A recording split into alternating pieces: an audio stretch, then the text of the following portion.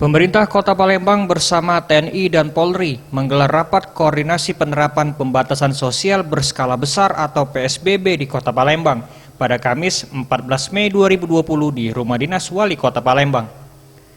Di hadapan awak media, Wali Kota Palembang Harno Joyo mengatakan, berdasarkan rapat ini penerapan PSBB di Kota Palembang akan dilakukan H+2 Hari Raya Idul Fitri tahun 2020. Namun sebelum penerapan PSBB dalam 7 hari ke depan, pihak pemerintah Kota Palembang akan merumuskan perwali untuk PSBB agar dapat ideal diterapkan di Kota Palembang demi mengurangi dan menghentikan penyebaran wabah COVID-19.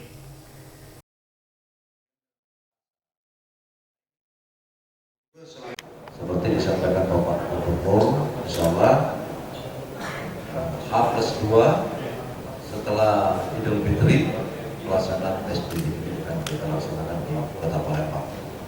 Kita diberikan kesempatan kurang lebih selama 7 hari mulai dari kemarin untuk merumuskan perwali ini betul-betul penerapannya sesuai dengan apa yang kita maksud, itu mengurangi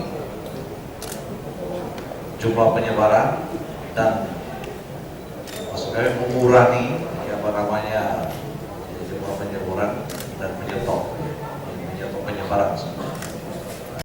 Kemudian sanksi yang terkait dengan PSBB ini nanti di perwali nanti akan dikeluarkan terkait dengan semua sanksi ya, apabila tidak mengindahkan protokol kesehatan. Saya kira itu. Ia juga menambahkan, untuk peraturan maupun sanksi bagi pelanggar selama pembatasan sosial berskala besar sendiri belum dapat diumumkan. Namun diharapkan peran serta masyarakat untuk mematuhi aturan selama PSBB dan mengurangi aktivitas keluar rumah. Tim Liputan Sriwijaya TV.